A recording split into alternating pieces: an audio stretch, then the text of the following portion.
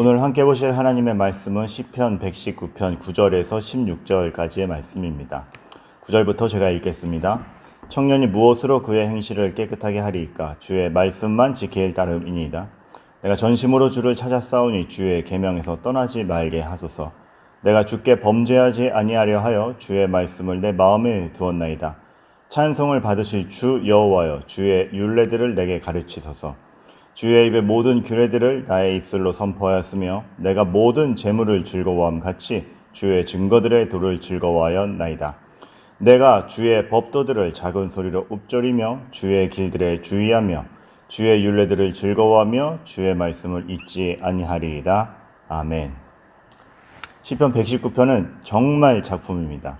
여러분들이 읽어보시면 알겠지만 시편 중에 가장 길죠. 굉장히 깁니다. 그런데 또 하나의 특징은 뭐냐면 길다가 아니라 길다만큼이나 내용도 표현도 아주 유려하고, 이것이 한국말로는 번역으로는 티가 안 나는데 사실은 말하자면 그 ABC, 히브리어의 알파벳 ABC 순에 따라서 A 뭐뭐뭐, B 뭐뭐뭐, 이렇게 운율을 맞춘, 가나다 순으로 운율을 맞춘 아주 굉장히 문학적인 작품입니다. 그래서 그런 문학성, 음악성도 띠고 있는데 그 내용들도 상당히 깊이가 있어서 오늘은 그 너무 긴 거 중에서 일부분의 단락만을 취해서 설교를 하지만 여러분께서 시편 119편 전체를 또 문단마다의 주제를 꼭 한번 음미해 보라는 말씀을 드리게 됩니다. 그 중에서 오늘 제가 선택한 단락은 하나의 알파벳으로 시작하여 구성되는 단락인데 9절부터 16절까지입니다. 굉장히 의미심장한 것들이 많이 있습니다. 먼저 그 9절에서 이렇게 하죠. 그의 행실을 깨끗하게, 무엇으로 그의 행실을 깨끗하게 하리이까? 라고 했을 때 주의 말씀만 지킬 따름이니이다 라고 얘기를 합니다.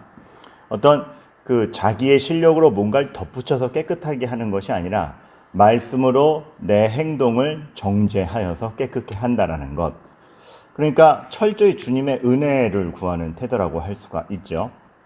어떤 우리의 실력을 가미하는 것이 아닌 하나님의 뜻과 하나님의 은혜로만 나를 채우려고 하는 정말 믿음의 근본적인 자세라고 할 수가 있는 것입니다.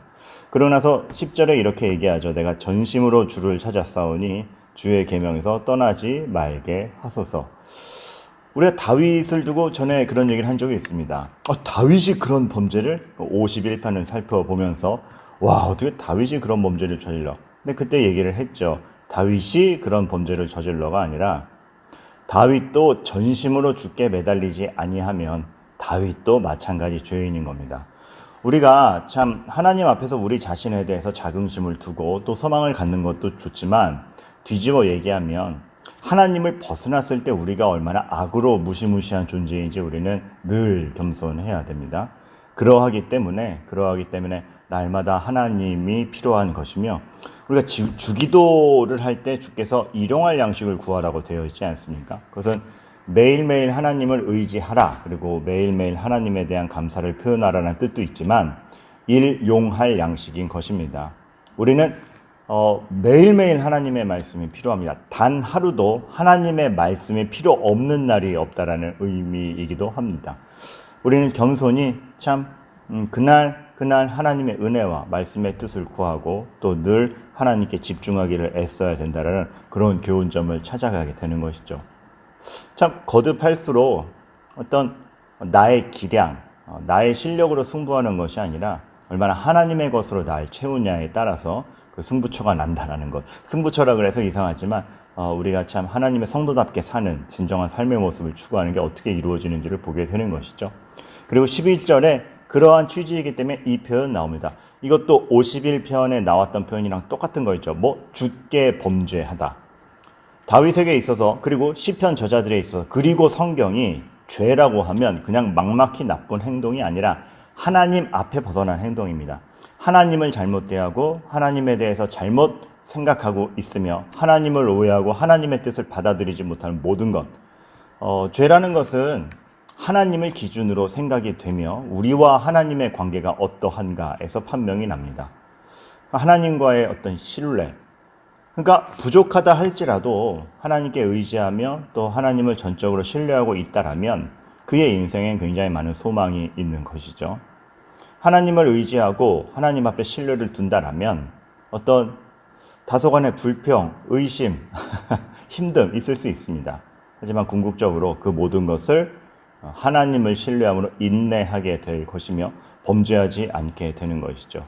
즉 다시 말하면 환경으로 인해 범죄하는 게 우리가 아니라 하나님과 뒤틀렸을 때 범죄하는 게 우리라는 것, 외적으로 판명되는 게 아니라 나의 마음과 내면이 하나님 앞에 어떻게 흐르고 있는가에 따라서 나의 죄가 판명된다는 걸 명확히 짚고 있습니다.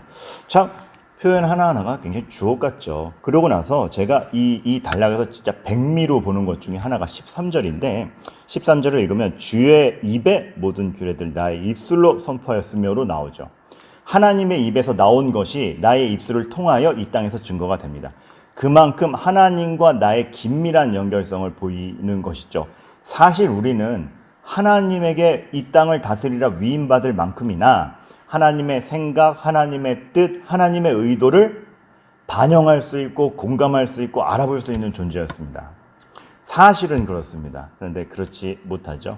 지금은 하나님의 뜻을 이해하기조차 어려우며 가끔 이해하고 계속 내 나름대로의 딴 생각을 하다가 어쩌다 말하자면은 감동을 받으면 잠깐 하나님의 뜻을 찾는 그런 존재가 되어버린 건 아닌가. 굉장히 안타깝습니다.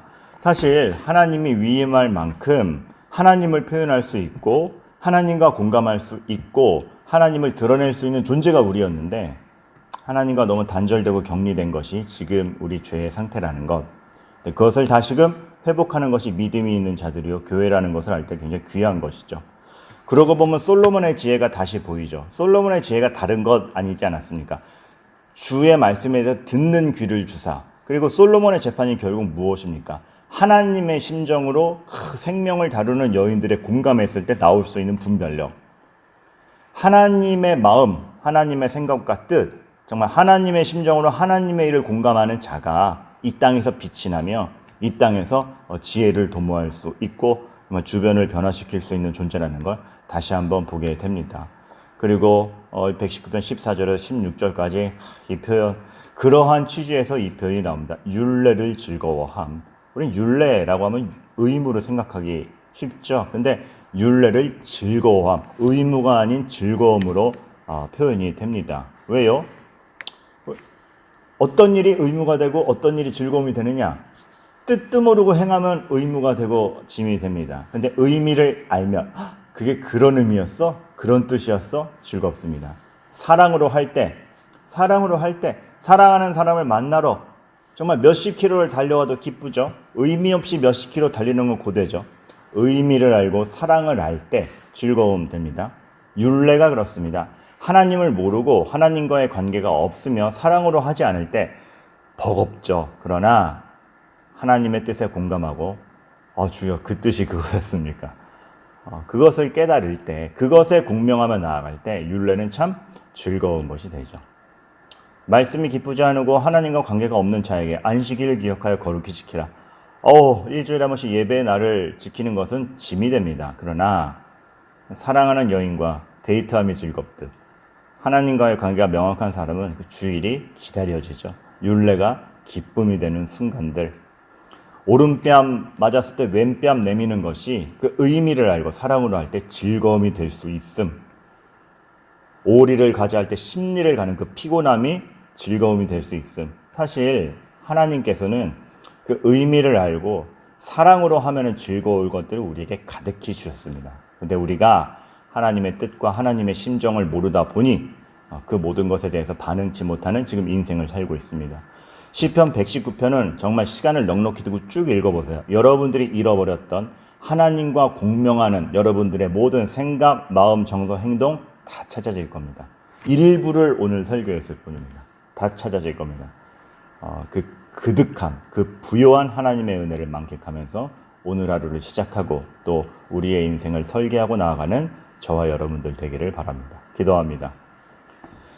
하나님 아버지, 정말로 아버지 하나님, 하나님의 마음과 하나님의 뜻에 전적으로 공감하며 주께 내가 어떤 태도를 취하며 주와 어떤 관계인지를 보는 가운데 나아가는 인생이게 하여 주시옵소서. 그러하기에 오늘의 삶이 참 하나님의 이름 안에서 나의 거룩이 지켜지며 의미 있고 즐거울 수 있도록 도와주시옵소서. 예수 그리스도의 이름으로 기도하옵나이다. 아멘. 모두의 기도 제목 함께 기도한 이후에 각자의 기도 시간으로 나아가도록 하겠습니다.